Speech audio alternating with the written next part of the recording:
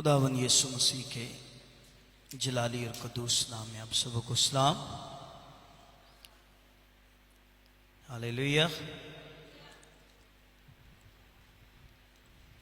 हमने गुजरे दिनों में,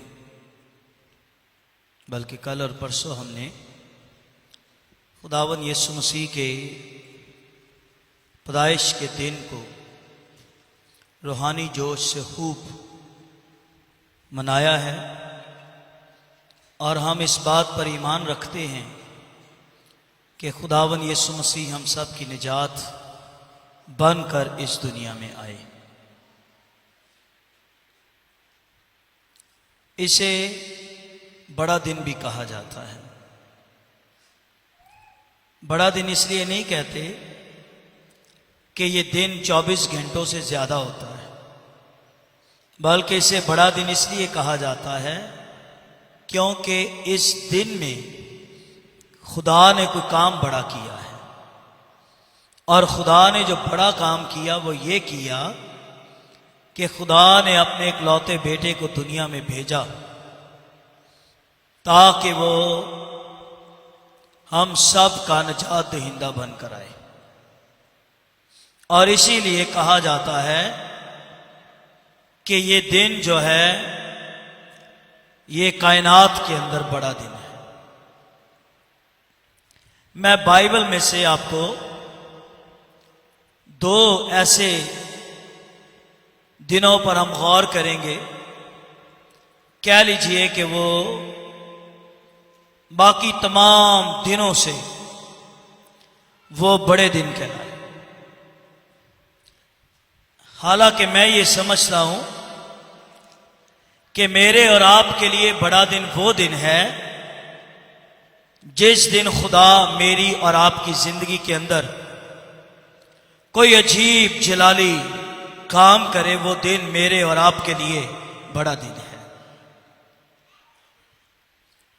और हम ये सीख चुके हैं, चरनी में वो पैदा हुआ, फिर वो 8वें दिन उसका खतना किया गया, 12 साल की उम्र में वो खुदा का कलाम बुजुर्गों के दरमियान में बैठे हुए सुनाते रहे।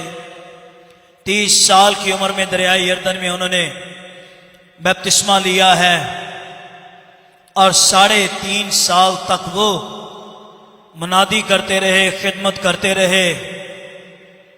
और 3.5 साल की मुनादी के बाद 33.5 साल की उम्र में उन्होंने सलीब पर चढ़कर कफारा दिया। और उसके बाद तीसरे दिन मुर्दों में से वो जी उठा। फिर 40 दिन अपने शागिर्दों को जी उठने के बाद नजर आते रहे। 40वें दिन कोहे जैतून के पहाड़ से आसमान पर जिंदा उठा लिए गए। खुदा का कलाम ये फरमाता है कि अब वही खुदावन यीशु मसीह फिर दोबारा इस दुनिया में वापस से आएंगे। जब वो कोहे जैतून के पहाड़ से आसमान पर जा रहे थे तो जो फरिश्ते थे वो ये कहने लगे, ऐ गलीली मर्दो, तुम क्या खड़े हुए आसमान की तरफ देख रहे हो? यही यीशु जो जा रहा है, आसमानों पर जिंदा जा रहा है, ये फिर दोबारा वापस से आएगा। और फिर मुकासवा 22वें भाव में लिखा हुआ है कि देख, मैं जल्द आने वाला हूं और हर एक के काम के माफिक देने के लिए अजर मेरे पास है। मत्ती 25 में लिखा है 10 कवारियां थी और उनकी मछलियां जल रही थी और दुल्हा ने आने में देर लगाई। 5 तो सोने लगी, सुस्त पड़ गई। पर जब आधी रात को धूम मची कि दुल्हा आ गया। कहा यह जाता है ये सारी पिक्चर, ये सारी तस्वीर जो है ये मसीह की आमदे सानी की तस्वीर है। कलीसिया मसीह की रूहानी तौर पर दुल्हन है और मसीह जो है वो अपनी कलीसिया का दुल्हा है। जिस तरह दुल्हा शेरवानी पहन के, शायद कम देखा है, कोई बगी पर सवार हुए आ रहा है, कोई कीमती गाड़ी में बैठा हुआ आ रहा है कि मैं अपनी दुल्हन को लेने के लिए जा रहा हूं। और यहां तो हमारी ऐसी बदकिस्मती कह लें इसे, कोई शादी अपने टाइम पर ना शुरू होती है और ना अपने टाइम पर वो खत्म होती है। पर जो मेरा और आपका दूल्हा है उसका कभी कोई काम लेट नहीं होता है। खुदा हमेशा अपने काम को वक्त पर करता है। जब आधी रात को धूम मची के दूल्हा आया है तो जो तैयार थी ना वो कहने लगी, दूसरी सुस्त कहने लगी हमें भी तेल दो, क्योंकि हमारी कुप्पियों में तेल खत्म हो रहा है। उन्होंने कहा जाओ जाकर बाजार से लो, शायद ये तेल तुम्हारे और हमारे लिए काफी ना होगा। पर जो सुस्त थी, सो रही थी, जो तैयार थी वो तो दुल्हा के साथ चली गई। दरवाजा बंद हो गया है और लिखा यह है आधी रात को धूम मची है कि दुल्हा आ गया। खुदावंद ने इसकी तरतीब हमें यह बताई कि कलीसिया बदन है और यीशु कलीसिया का क्या है? सर है। इसी तरह औरतें जो हैं वो बदन है और उनका शौहर उनका क्या है? सर है। उनका शौहर उनका सर है। मसीह की कलीसिया जो है ये मसीह का बदन है और इस बदन का सर जो है वो मसीह है। और मसीह का सर जो है वो कौन है? वो खुदा है। धूम मची के दूल्हा आया है। हमने जिस रूहानी जोश से 25 दिसंबर मनाया और मसीह के पैदा होने के दिन को मनाया, अब ये याद रखिए वो किसी चरनी के अंदर नहीं आएगा। ये सिर्फ चरवाहों ने जाकर यीशु को चरनी के अंदर पड़े हुए पाया। मजूसियों ने खुदावंद यीशु मसीह को चरनी के अंदर पड़े हुए नहीं पाया। उन्होंने सितारा देखा है, फिर वो सितारे की रहनुमाई में गए और सीधे हेरोदिस बादशाह के महल में पहुंच गए कि जो यहूदियों का बादशाह पैदा हुआ है वो कहां है? हमने पूरब में उसका सितारा देखा है और हम उसे सजदा करने के लिए आए। परेशान हो गया वो, बादशाह तो मैं हूं और दूसरा बादशाह कौन पैदा हुआ है? उन्होंने काहिनों को बुलाया, भाई आओ खोलो किताबें, कोई शरीयत की किताब खोलो, कोई पुरानी किताब खोलो। और शरीयत की किताबों में ये देखो क्या कोई है पेशन गोई के बादशाह कोई आने वाला है? उन्होंने मीका की किताब की पेशन गोई पढ़ के हेरोदिस बादशाह को सुनाई कि अगर छे के तू यहूदा में सबसे छोटा है तो भी तुझ में से एक सरदार निकलेगा, वो हाकिम होगा, वो तुझ में से निकलेगा। उन्होंने कहा बादशाह ये पेशन गोई है कि बैतलहम से एक सरदार निकलेगा।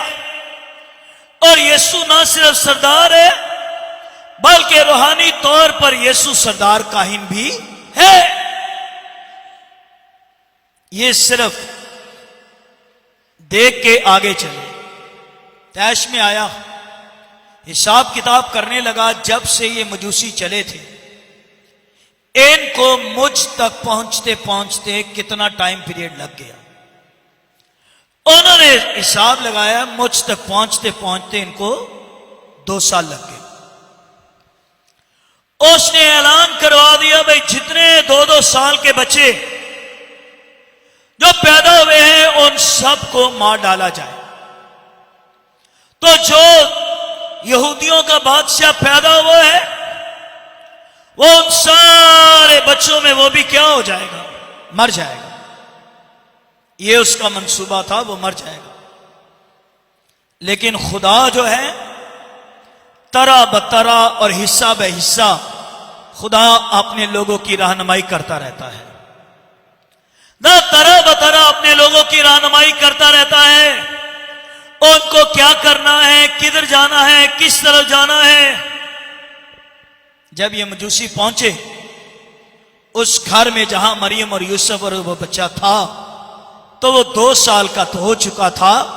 अपने डब्बे खोले, मुर, सोना और लुबान ये उन्होंने पेश किया है। भाई सोना भी इस बात की अलामत है कि ये बच्चा जो पैदा हुआ है ये सारी दुनिया का बादशाह है, और ना सिर्फ ये आसमान का बादशाह है बल्कि ये जमीन और आसमान का बादशाह है। मेरी सारी गुफ्तगू का निचोड़ ये है कि वो पैदा हुआ है, वो चरनी में आया है, फिर वो कलाम सुनाने लगा 12 साल की उम्र में, फिर वो 30 साल की उम्र में बड़ा है। अब उसकी दूसरी आमदे सानी जो है, जिसे ये कहा जाता है कि दुनिया का एंड होने वाला है। खुदा ने हर काम का शुरू भी रखा हुआ है और खुदा ने हर काम का आखिर भी रखा हुआ है। क्या हम सारे जितने यहां पर हैं, भाई जितनी तैयारी हम 25 दिसंबर के लिए करते हैं या मसीह की पैदाइश के लिए तैयारी करते हैं, हमें उससे ज्यादा मसीह की आमदे सानी के लिए भी तैयारी करने की जरूरत है कि मेरा और आपका यीशु बादलों पर जल्द आने वाला है। आमीन। हम दुख उठाते हैं, आंसू बहाते हैं, परेशान होते हैं और सोचते हैं दुनिया जा किधर रही है। ये जहां मर्जी जाए, अनकरीब वक्त मेरी और आपकी जिंदगी के अंदर ये आने वाला है कि हम इस दुनिया को खैर बात कह के अपने अबदी मकानों के अंदर दाखिल हो जाएंगे। अगर तो यीशु मसीह वो तहम्मुल करके ठहरा हुआ है, क्योंकि वो किसी की भी हलाकत नहीं चाहता है।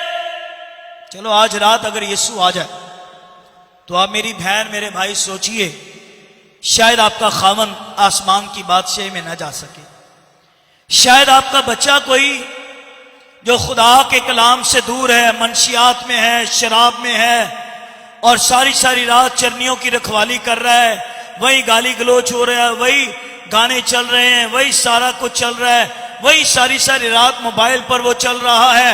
आज रात अगर यीशु की आमदे सानी हो जाए तो अगर वो बादशाही के अंदर ना जाए तो दूसरी जगह खुदा का कलाम ये कहता है कि फिर वो दूसरी जगह वो है जहां रोना और दांतों का पीसना है। और खुदा नहीं चाहता कि हम अकेले अकेले जाएं, खुदा नहीं चाहता कि हम अकेले अकेले खुदा की बादशाही के अंदर जाएं। भाई कलाम ये कहता है कि तू ईमान ला, तू और तेरा घराना नजात पाएगा। पहले उनको खुदा के पास लाना है। मैं किसी जगह ट्रेनिंग ले रहा था तो वहां हमने ये सीखा, जब खुदावन की बादशाही में हम जाएंगे तो वो सारे लोग जो गैर कौम के कचरा उठाने वाले हैं, पोल के नीचे तंबू कनातों में ढेरों में रहने वाले हैं, या जगह जगह भीख मांगने वाले हैं, या शायद कोई और ऐसे काम करने वाले हैं। सारे कहेंगे खुदावन से, आपने हमें दोजख में डाला, ये सारे लोग जो हैं ये सारे बादशाही में गए, ये सारे क्यों गए?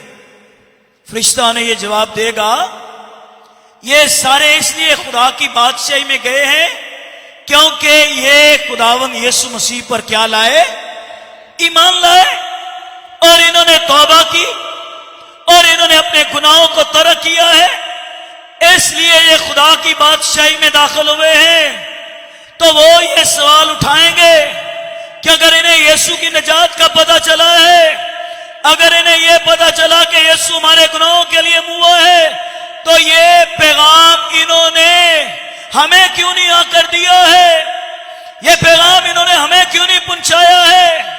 कई मेरे आस और आपके आसपास कचरा उठाने वाले हैं, कई भीख मांगने वाले हैं। इस मुल्क के पाकिस्तान में कई ऐसे कौमें रह रही हैं जिनको अभी तक खुदावंद यीशु मसीह का पता नहीं चला है। भाई कौन उन्हें यीशु के बारे में बताएगा? अरशाद आजम क्या है? माफी के साथ कहूंगा, हमारा क्या तरीकाकार है? निजात पाने के बाद की बात कर रहा हूं। निजात पाने के बाद हमारा क्या तरीकाकार है? भाई सब सिर पीड़े दुआ करो, लता पीड़ने दुआ करो। हम यही इन्हीं चक्रों में लगे हुए। भाई मसीह की खुशखबरी कौन सुनाएगा? कौन दूसरों को यीशु के बारे में बताएगा? मेरी बहन, अगर तू कॉलेज के अंदर जा रही है तो गैर कौमों की कितनी बेटियां हैं जो यीशु से नावाकिफ है। मेरे भाई, तू जहां जॉब कर रहा है वहां कितने लोग हैं जो यीशु को नहीं जानते हैं। शायद तेरे आसपास इर्द गिर्द जो है और कई ऐसे लोग हैं जो यीशु से नावाकिफ है, और तू क्यों उन्हें मसीह के बारे में नहीं बता रहा? जाओ जाओ और सिर्फ जाके मसीहों को जाकर क्या दो? तालीम दो। क्या लिखा है? मसीह का ग्रेट कमीशन और अरशाद आजम की जो तकमील क्या है वो ये है, जाओ और सारी खलक के सामने जाकर उनको यीशु के बारे में बताओ। उनको बताओ कि यीशु क्या कर सकता है। आमीन। एक बहन अपने बच्चे के स्कूल में गई और उसके साथ एक और बहन आ गई जो मसीही नहीं थी, गैर मसीही थी। मर्द शायद दोस्ती बनाने में देर करे, लेकिन बहनें, औरतें दोस्ती बनाने में कभी भी देर मिनटों में बन जाती है। उसने पूछा, आप उदास लग रहे हो, परेशान लग रहे हो? कहने लगी, मेरा शौहर गया हुआ है बाहर के मुल्क में, मेरी सास से खानदान से बनती नहीं है, झगड़ा रहता है। वो सारी बातें अपने बेटे को बताती है। अब वो वापिस आने वाला है, छुट्टी करके कोई 2-4 दिनों में वो वापिस आने वाला है। तो उसने मुझे फोन करके बताया कि मैं जब आऊंगा तलाक तुझे दूंगा, और वो अगर मुझे तलाक दे तो मैं छोटे बच्चे लेके कहां चली जाऊंगी। मैं कई जगहों पर गई, इसका हल कोई नहीं निकला। तो उस बहन ने कहा, अगर तू बुरा ना माने तो मैं एक बात तुझे बताऊं, अमल करना ना करना तेरा काम है। कहने लगी, बता। कहने लगी, आज जुमा है और हमारे चर्च में रोजे दुआ की इबादत होती है। मैं चाहती हूं तू आए, वहां पर खुदा के खादमों से दुआ करे, तेरा घर नहीं टूटेगा, ये मेरा बड़ा ईमान है। और अगर तू एक बार खुदा के घर जाएगी, तेरे लिए खुदा दरवाजे खोलेगा। इबादत तो हमारी 3:30 शुरू होती थी। वो ले आई को 1:30-2 बजे उसे। एल्डर मुश्ताक साहब थे, मैं था, और भी लोग थे। मैं उस बहन को कहा, इनको कहां ले आए हो? थोड़ा इनका हुलिया दूसरी कौमों का लग रहा है। क्या लगे, बैठे। ये बड़ी परेशान है, ये मेरी नई नई दोस्त बनी है और इसका घर टूटने वाला है, लेकिन मैं चाहती हूं आप दुआ करें, रोजे के अंदर है, इसका घर ना टूटे। मैंने कहा बैठ जाओ बहन। हमने दुआ शुरू की, खुदा की हुजूरी बड़ी जोर से आई, उसके आंसू जारी हो गए, उसने रोना शुरू कर दिया, रोती जा रही है, रोती जा रही है। खैर उसे तसल्ली दी, खुदा के बारे बताया, वो घर चली गई। 3 दिन के बाद उसका शौहर भी आ गया। 1 हफ्ता गुजर गया, 2 हफ्ते गुजर गए, 3 हफ्ते गुजर गए, कोई जवाब नहीं आया हमें। 1 महीने के बाद वो बहन फिर अपने बच्चे के स्कूल में गई और वही बहन फिर वहां पर आई। उसने कहा तूने बताया नहीं कि हुआ क्या है। कहने लगी मैं क्या तुझे बताऊं, मैंने ये गवाही अपनी भी कई दोस्तों को दी है कि मैंने कई जगहों पर गई हूं, लेकिन मैंने ये देखा है कि जब मैं खुदा की हुजूरी और खुदा के घर में मैं गई और जब मुझ पर दुआ हो रही, खुदा की हुजूरी आई, मेरे आंसू बड़ी तेजी से निकल रहे थे और मुझे ऐसे लग रहा है मेरा जिस्म बड़ा हल्का हो गया। और 3 दिन के बाद मेरा शौहर आया है, 2 दिन उसने मुझसे कोई बात नहीं की, फिर वो तीसरे दिन मैंने उससे की है कि क्या वजह आप नाराज है। आपने तो कहा था मैं तलाक दूंगा, मैं ये करूंगा। और उसने कहा बेवकूफ ना बन, छोड़, जो बात गुजर गई गुजर गई, मैं तुझे थोड़ी तलाक दे सकता हूं, आज भी तू मेरी है, कल भी तू मेरी है और हमेशा तक तू मेरी रहेगी। वो कहने लगी कोई तलाक नहीं, कोई कुछ नहीं, अरे ये इंजील की कुदरत है, ये यीशु नाम की कुदरत है। आमीन। हमारा एक बुजुर्ग दुनिया से चले गए। आपको पता है पहले बुजुर्ग मेहनत मुशक्कत करके बंगलों में जॉब वॉब करके अपने बच्चों का पेट पालते, तालीम पूरी करते। वो जहां जॉब करते थे सफाई का काम, उनका साहब उनको कहते थे रहो भाई हयात मसीह रहो, मुझे बाइबल लाकर दे सकते? उन्होंने कहा कल दे दूंगा। 4 दिन गुजर गए, 6 दिन गुजर गए, बाइबल उन्होंने नहीं दी। 1 हफ्ता गुजर गया, बाइबल नहीं दी। उन्होंने कहा बात सुनो हयात मसीह रहो, मैंने तुम्हें कहा था मुझे बाइबल ला के दो, और 1 हफ्ते से भी ऊपर गुजर गया, तुमने बाइबल नहीं ला के दी। कहने लगे मैं क्या साहब पता नहीं तुम्हारा इरादा बदल ना जाए। कहा नहीं नहीं नहीं, मैं पढ़ना चाहता हूं, अब ला के दो। कहने लगा मैं गया, मैंने बाइबल ली, मैंने साहब को जाके दी, सर ये बाइबल। कहने लगा उसने 1 हफ्ता पढ़ी, उसने 2 हफ्ते पढ़ी, उसने 1 महीना पढ़ी, फिर उसने 2 महीने पढ़ी। तीसरे महीने कहता है इधर आओ हयात मसीह, ये बाइबल वापस ले जाओ। कह लगा नहीं सर दसो तो सही, जो तो मैं लिया के नहीं दी मेरे पीछे पे रहे, हूं मैं दी है तो मैंने वापस कर ली। कह रहे छोड़िया, कह रहे नहीं बताओगे तो फिर। वो कहने लगा भाई सुन मेरी बात, मैं इसको जैसे जैसे पढ़ता हूं ना, ये ऐसी किताब है, ये मुझे अपनी तरफ खींचती जा रही है, ये मुझे अपनी तरफ खींचती जा रही है, और मुझे ये डर लग गया है कि कहीं ऐसा ना हो कि मैं अपना ईमान किसी जगह से हटाकर इस पर न ले आऊं, वो तो सारा कुछ ही बिगड़ जाएगा, इसलिए तू इस किताब को वापस से ले जा। पर मैं यहां ये कहना चाह रहा हूं, वो बुजुर्ग पढ़ा लिखा था या नहीं था, पर उसे पता है यीशु नजात देने वाला है, उसको पता है यीशु जिंदगी देने वाला है, उसको पता है यीशु हमेशा की जिंदगी बनकर दुनिया में आया है। क्या मैं और आप नहीं बोल सकते? क्या मैं और आप वो एक मिसाल देते हैं ना, तोलिए च रख के इन्हें मारे हैं, यानी ऐसी चोट लगे, उसको चोट भी लगे और उसको ये भी नजर ना आए कि मारा किसने है। भाई बोलिए यीशु के बारे बोलिए, उससे कहिए यीशु के बारे बोलिए। आमीन। छोटी सी बात है, बाहर होटलों में खाना खाने के लिए जाते हैं, कई बार ऐसा होता है जब हम सफर में बाय रोड जाए, खाना सामने पड़ा होता है, सर शुरू करें, ठहरो जी दुआ करें। कई लोग देख रहे होते हैं, ये खाने पे दुआ कर रहे हैं, ये कौन से लोग हैं? कहने लगे, एक शख्स पंजाब में कहीं में था, खाना खाने का एक शख्स भागा हुआ आया, कहने लगा भाई साहब सलाम। मैंने कहा आप कौन हो? कहने लगा आप खाने पे दुआ कर रहे हैं, मुझे समझ लग गई कि ये जो टीम बैठी हुई है ये सारी यीशु की टीम बैठी हुई है। भाई छोटे छोटे कामों से आप गैर कौमों को यह बता सकते हो कि यीशु जो है वो जिंदगी देने वाला है। आमीन। ये सारी दुनिया में मशहूर थी दो तीन चीजें। पहली चीज ये मशहूर थी कि मसीही या क्रिश्चियन कभी भी कसम नहीं खाएगा। ऐसा था या नहीं था? ये नुकसान उठाए, ये कारोबार छोड़ दे, पर अगर इसे ये कहा जाए बाइबल पर हाथ रख के कसम खा, तो ये कहेगा कि मैं कसम खाने के लिए कभी भी तैयार नहीं।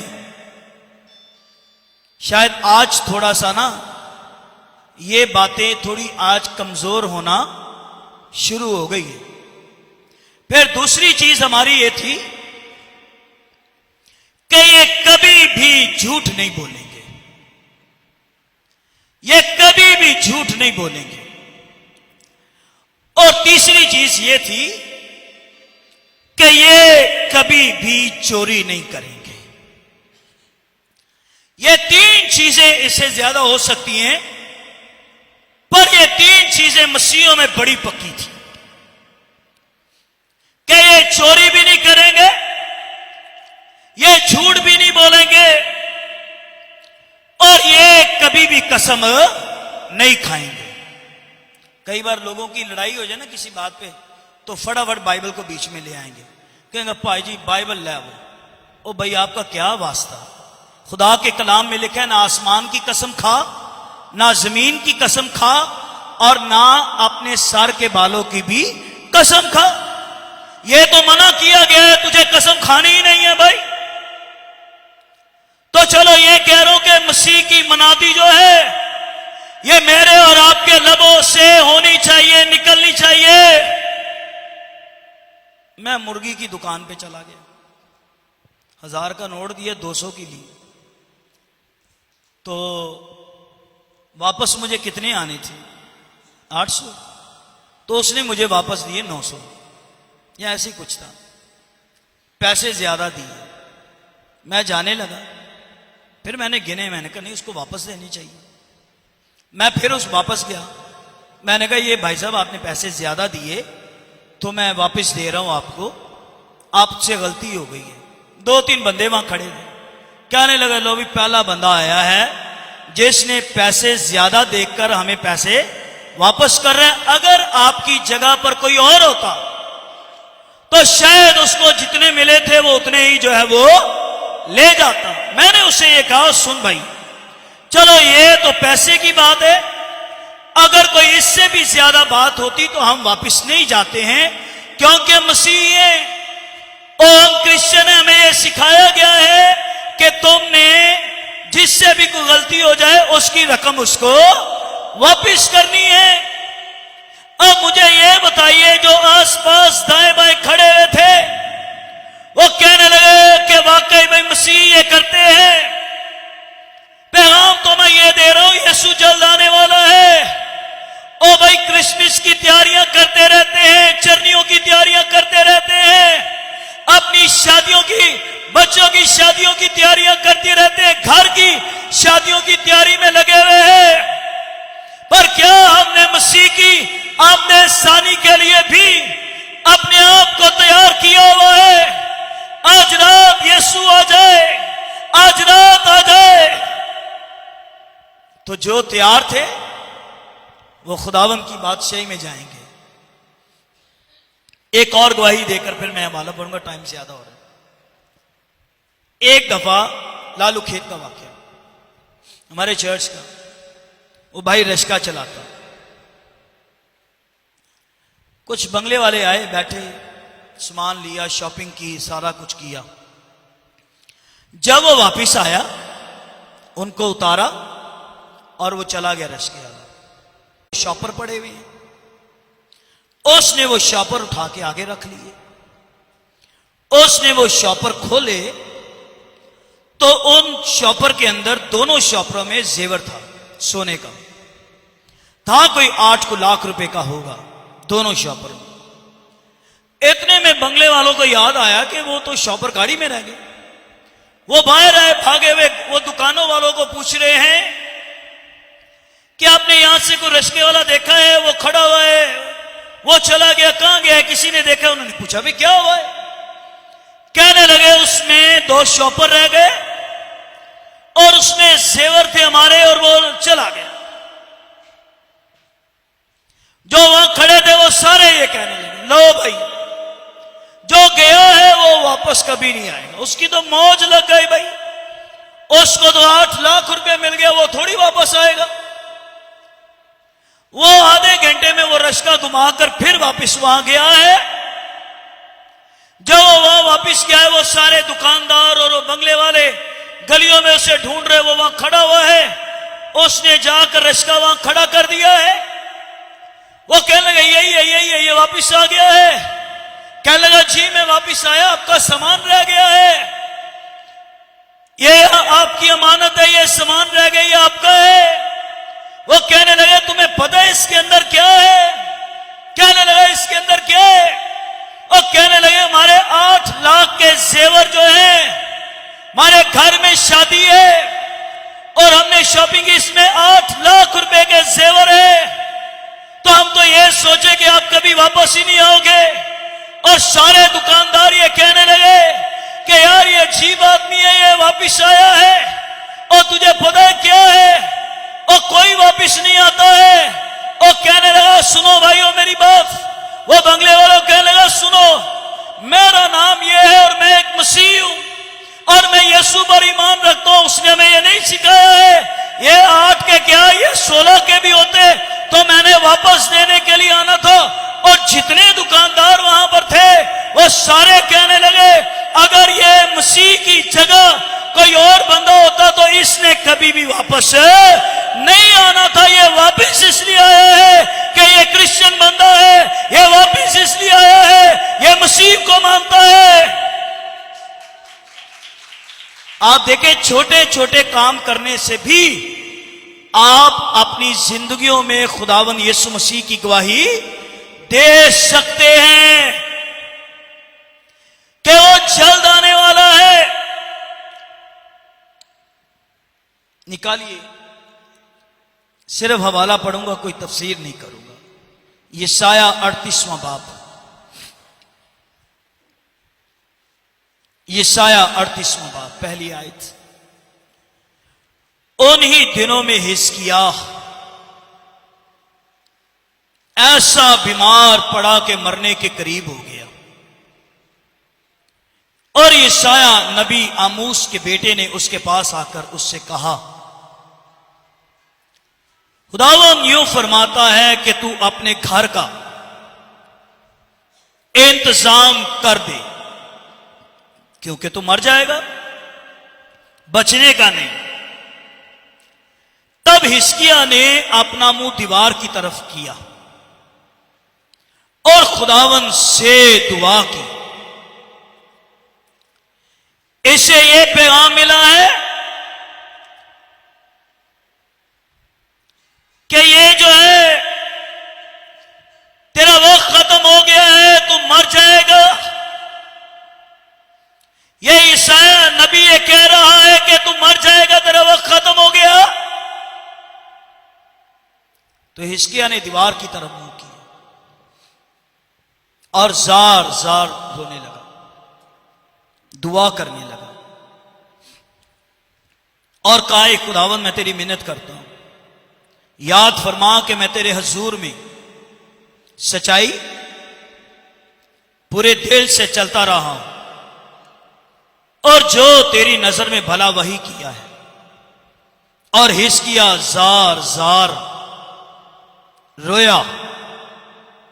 भाई जिसको ये डॉक्टर कह दे कि तू मर जाएगा तो उसका रोना निकलेगा या नहीं निकलेगा? इसको तो नबी ने कहा है। डॉक्टरों की कभी मशीनें भी गलत हो सकती हैं, पर किसी नबी के मुंह से निकला हुआ कलाम तो बेतासीर वापस नहीं जाता। तब खुदा का कलाम यशायाह पर नाज़िल हुआ कि जा हिजकिय्याह से कह के खुदावन तेरे बाप दाऊद का खुदा यूं फरमाता है कि मैंने तेरी सुनी, मैंने तेरे आंसू देखे, सो देख मैं तेरी उम्र 15 वर्ष और बढ़ा दूंगा। 15 साल तुझे और मिल जाएंगे, तेरी उम्र बढ़ा दी मैंने। और मैं तुझको इस शहर को शाह असूर के हाथ से बचाऊंगा और मैं इस शहर की हिमायत करूंगा। और खुदावंद की तरफ से तेरे लिए यह निशान होगा कि खुदावंद इस बात को जो उसने फरमाई है पूरा करेगा। अब देखिए दिन कैसे बढ़ा है।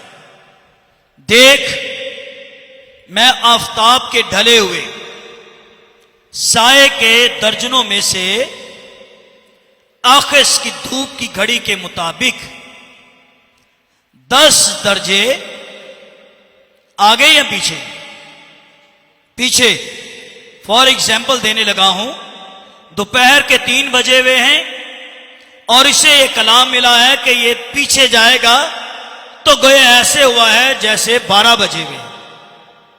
आगे जाता तो 3 से 6 होते, पर ये कायनात में ऐसा वक्त आया है कि ये वक्त आगे जाने की बजाय ये कायनात में पीछे आया है। और कहा यह जाता है कि सारी कायनात में यह दिन 24 घंटों से भी ज्यादा का ये दिन है। तो याद रखिए जिस दिन खुदा मेरी और आपकी दुआओं को सुने और मेरी और आपकी दुआओं का जवाब दे, मैं समझता हूं वो दिन मेरे और आपके लिए सबसे बड़ा दिन है। और हिजकिय्याह के लिए यह दिन बड़ा इसलिए है, तेरी बीमारी भी चली जाएगी, तेरी दुआ भी सुन ली गई है और खुदा ये कह रहा है कि मैं तुझे 15 साल बढ़ा दूंगा। और उससे कहा गया कि तेरे लिए निशान यह है कि बजाय कि वक्त आगे जाए 3 दर्जे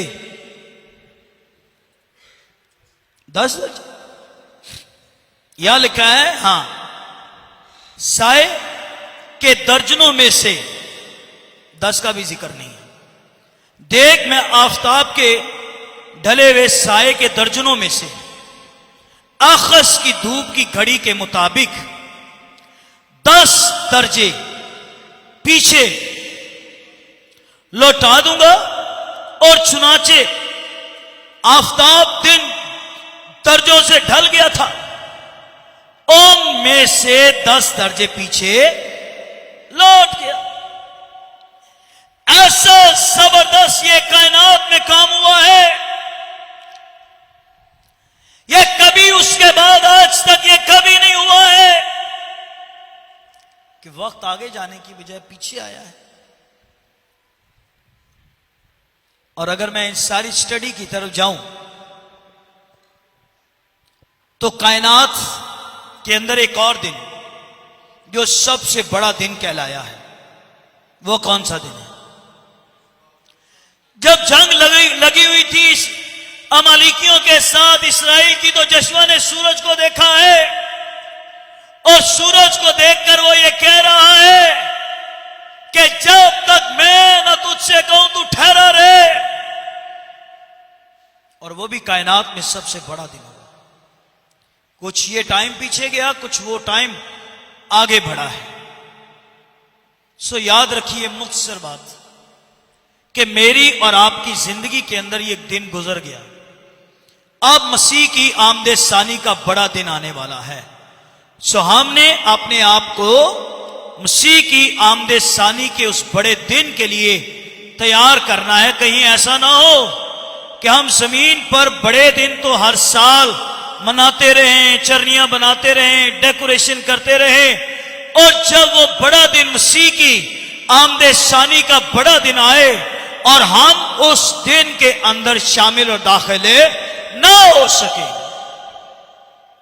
लेकिन एक और जगह है जो बड़ी खतरनाक जगह है, जिसके बारे मुकाशवा की किताब में लिखा है, जिसका नाम खुदावन की किताबे हयात में लिखा हुआ ना मिला, उसको वहां डाला जाएगा। इसका नाम दोजख भी है। उसे वहां डाला जाएगा जहां रोना और दांतों का, यह दोजख है जहां पर आदमी जाएगा और फिर वो सारी जिंदगी दर्द से में तड़पता रहेगा, चिल्लाता रहेगा, रोता रहेगा। और पता है वहां पर क्या होगा? बंदे को आग लगी हुई है, ना उंगली जल रही है, ना जिस्म जल रहा है, ना कुछ और जल रहा है, आग लगी हुई है, जल वो रहा है और उसे दर्द हो रहा है, दर्द का एहसास हो रहा है, वो तड़प रहा है, पानी भी नहीं वहां पर मिल रहा। या लोग कई गुड फ्राइडे वाले दिन शरबत जो है वो लोगों को पिलाते रहते हैं, जूस पिलाते रहते हैं और वो ये समझते हैं कि शायद इन्हीं से हमारी निजात है, या इन्हीं से हमें निजात मिलेगी, शायद ये काम अच्छे हैं और नेकियों के इनके अजर है। पर जिंदगी जो है ये सिर्फ खुदावंद यीशु मसीह दे सकता है। हमेशा की जिंदगी उसके पास है और उसने कहा कि मैं इसलिए आया कि तुम जिंदगी पाओ और कसरत की जिंदगी पाओ। भाई आखिरत का वक्त शुरू होने वाला है। मसीह की आमदे सानी जो है ये जल्द होने वाली है। आइए उन 5 कुंवारियों की तरह जिनकी कुपियों में तेल था और वो दुल्हा के इस्तकबाल के लिए इंतजार कर रही, दुल्हा आया है, दुल्हा के साथ वो चली गई है, फिर दरवाजा बंद हो गया है। अब तक मेरे बहनों भाइयों ये दरवाजा खुला हुआ है और ये निजात का दरवाजा है, ये जिंदगी का दरवाजा है और ये मेरे और आपके लिए, मेरे और आपके खानदान के लिए ये दरवाजा खुला हुआ है। आइए मसीह की आमदे सानी के लिए, मसीह की बादशाहत के लिए अपने आप को तैयार करें कि यीशु जल्द आने वाला है, यीशु जल्द आने वाला है। हर रोज इकरार कीजिए, अपने जामे बर्रे के लहू से धोइए। आज रात अगर वो आ जाए, आज रात अगर उसकी आमदे सानी हो जाए, हम हवा में उड़कर उसका इस्तकबाल करेंगे और वो मुझे और आपको आसमान की बादशाही में लेकर जाएगा। खुदाबंद अपने कलाम से हम सबों को बरकत दे।